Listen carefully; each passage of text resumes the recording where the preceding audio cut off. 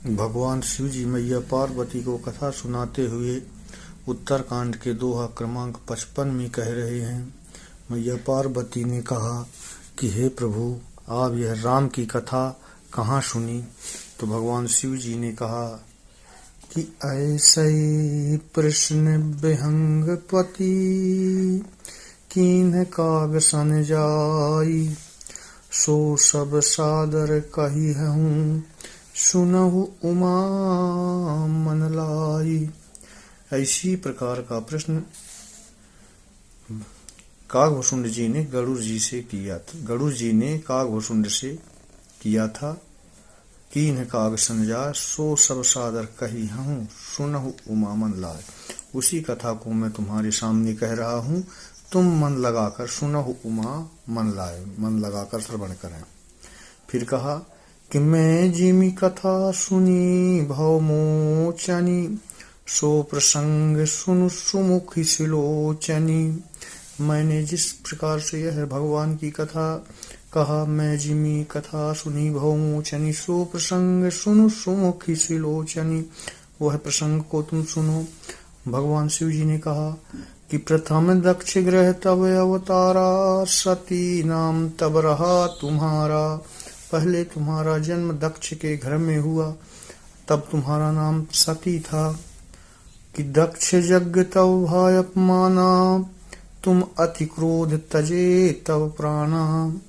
दक्ष के यज्ञ में तुम्हारा अपमान हुआ तो तुम क्रोध के वशीभूत होकर अपने प्राण को त्याग किया। फिर आगे कहा कि मम अनुचरण कीन्ह मख भंगा, जानहु तुम सो सकल प्रसंगा। मेरे अनुचरों ने फिर यज्ञ को विध्वंस किया, तुम इस प्रसंग को सब जानती हो। तो जानहु तुम सब सकल प्रसंगा। तब अति सोच भयो मन मोरे, दुखी भयो वियोग प्रिय तोरे। भगवान शिव जी ने कहा, तब मेरे मन में बहुत चिंता हो गई, तुम्हारे दुख से बहुत दुखी हुआ, तुम्हारे वियोग से। तो सुंदर वन गिरी सरित तड़ागा, कौतुक देखत फिर्यों विरागा। सुंदर सुंदर गिरी पर्वतों में मैं घूमता फिरता रहा, नाना प्रकार के कौतुक देखता रहा, मेरे मन में वैराग्य था।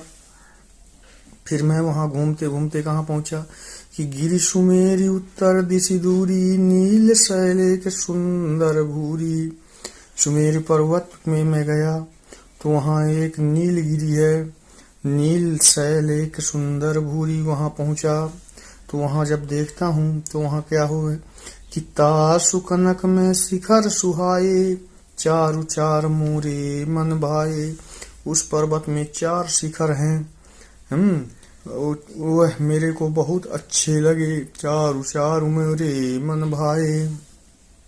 फिर उन शिखरों में क्या हुआ कि 3 पर एक एक बिटप विशाला, बट पीपर पाकरी रसाला।